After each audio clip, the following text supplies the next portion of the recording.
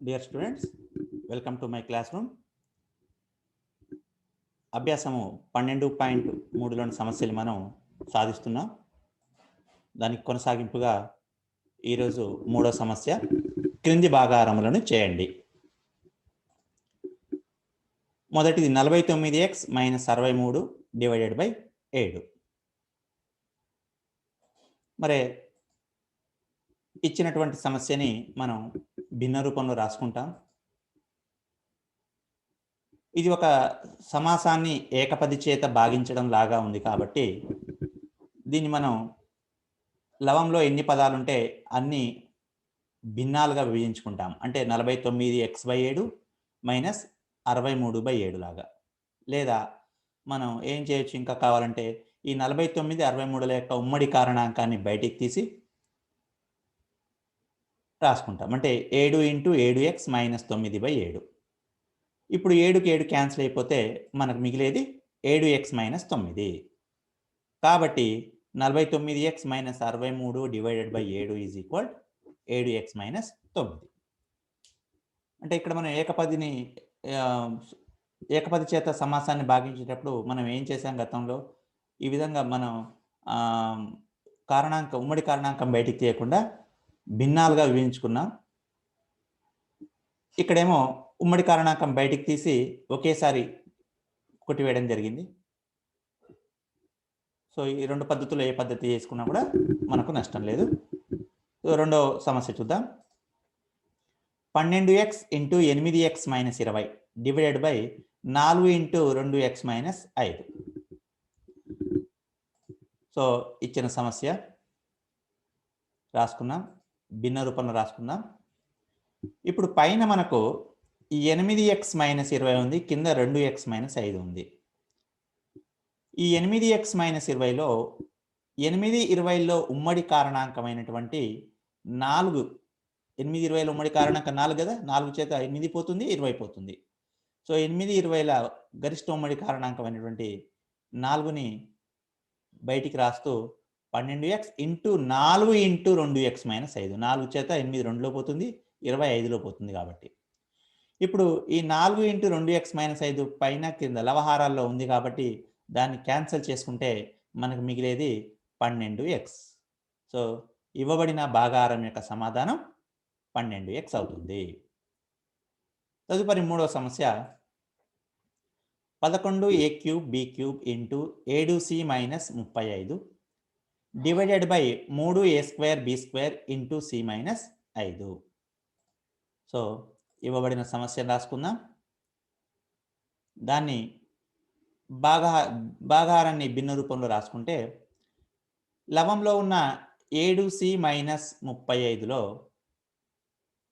7 అనేది ఈ రెండింటి యొక్క ఉమ్మడి కారణాంకం కాబట్టి 7ని ఉమ్మడిగా రాసుకుంటూ మనకు ఇక్కడ a³ b³లో a² b²లు రెండు కూడా క్యాన్సిల్ అయిపోయి ఒక ab మిగులుతుంది. సో కాబట్టి ముందు 7ని మనం ఉమ్మడిగా రాసుకున్న తర్వాత ఏమేమి క్యాన్సిల్ అయిపోతాయి చూడండి. c - 5 క్యాన్సిల్ అయిపోతుంది, 3aలకి 2aలు క్యాన్సిల్ అయిపోతాయి, 3bలకు 2bలు క్యాన్సిల్ అయిపోతాయి. మనకి మిగిలింది 11 77 మిగులుతుంది బై 3 మిగులుతుంది, ఒక a ఒక b మిగులుతుంది. కాబట్టి 77/3 ab.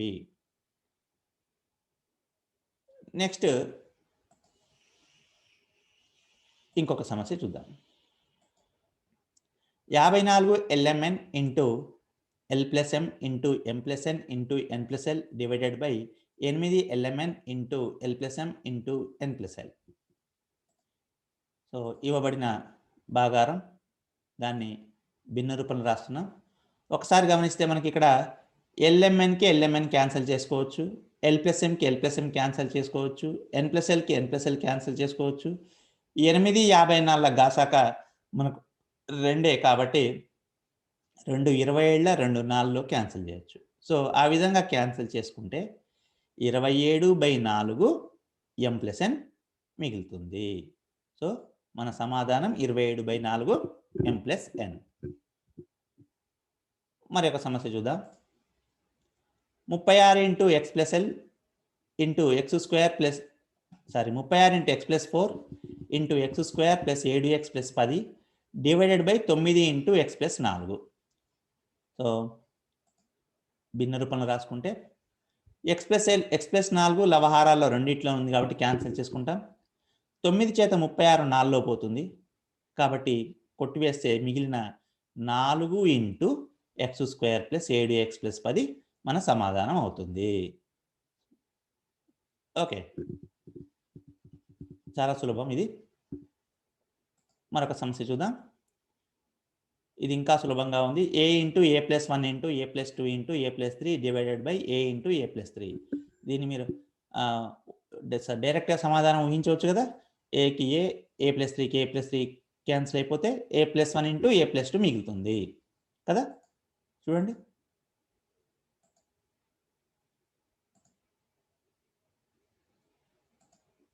చాలా సులభమైన సమస్య ఇది. ఓకే, నెక్స్ట్ ఇప్పుడు 4వ సమస్య చూద్దాం. సూచించిన విధంగా భాగహారమును చేయండి. X square plus 7x plus 12 divided by X plus 3. ఇక్కడ మనకు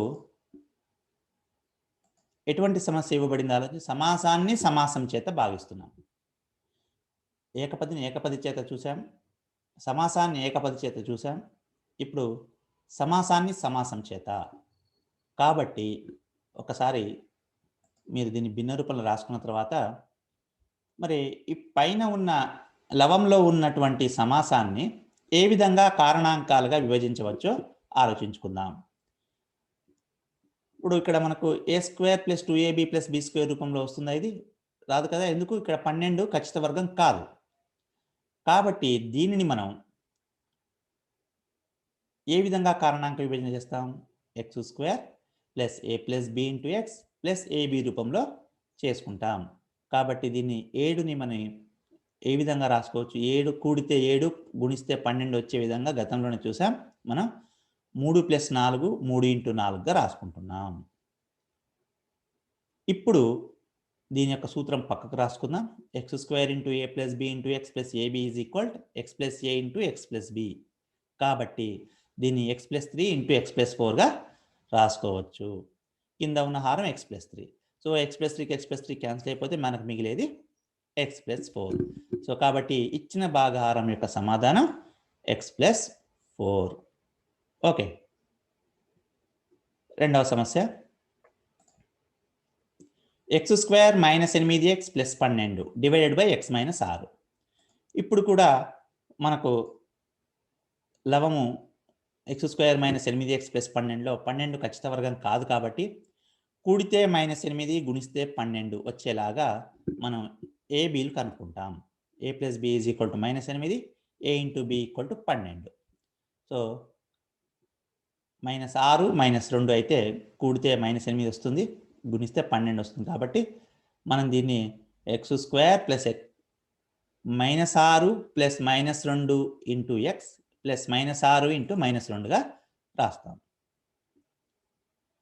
ఇప్పుడు ఇది మనకు దేనిలాగా ఉంది? X plus -2 into x plus -6 లాగా ఉంది.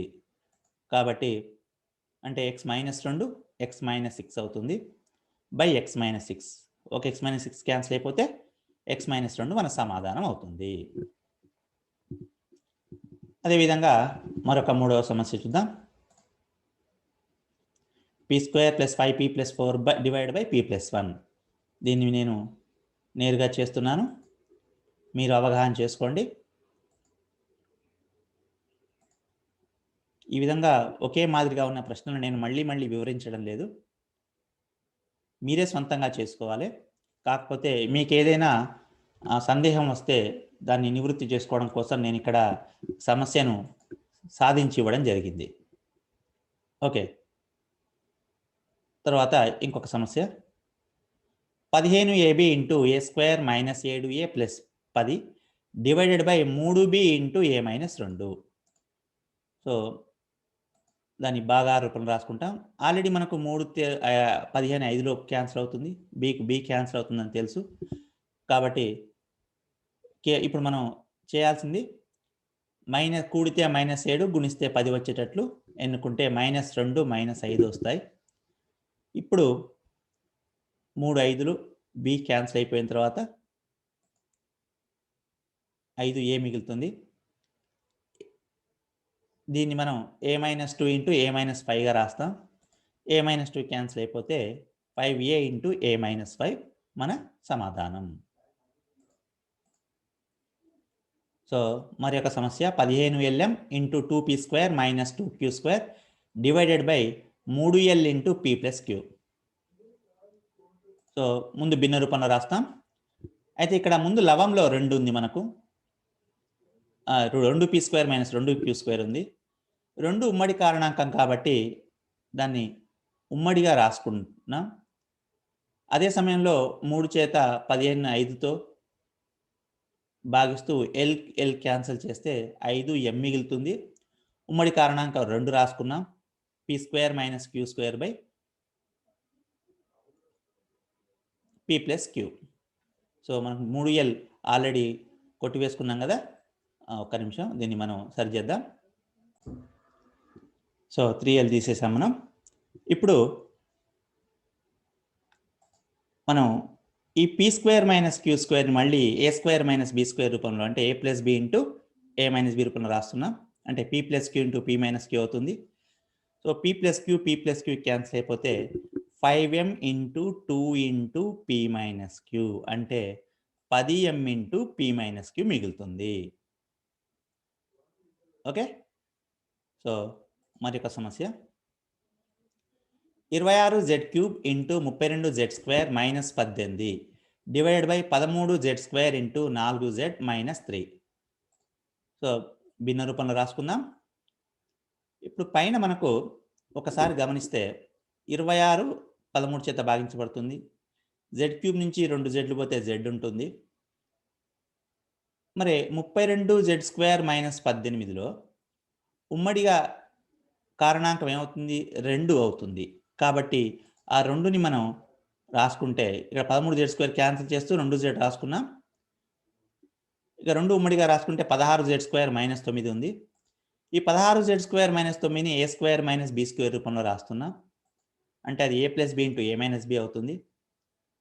సో కాబట్టి 4z plus 3 into 4z minus 3 అంటే 4z మైనస్ 3కి 4z మైనస్ 3కి క్యాన్సిల్ అయిపోతే 4z into 4z plus 3. So మన సమాధానం 4z ఇంటూ 4z ప్లస్ 3 అవుతుంది. ఓకే. సో ఈ విధంగా మనం ఈ అభ్యాసాన్ని పూర్తి చేసుకున్నాం. నెక్స్ట్ క్లాస్లో మనం అభ్యాసము 12.4లోని సమస్యల్ని సాధించుకుందాం. అప్పటి వరకు సెలవు. బాయ్.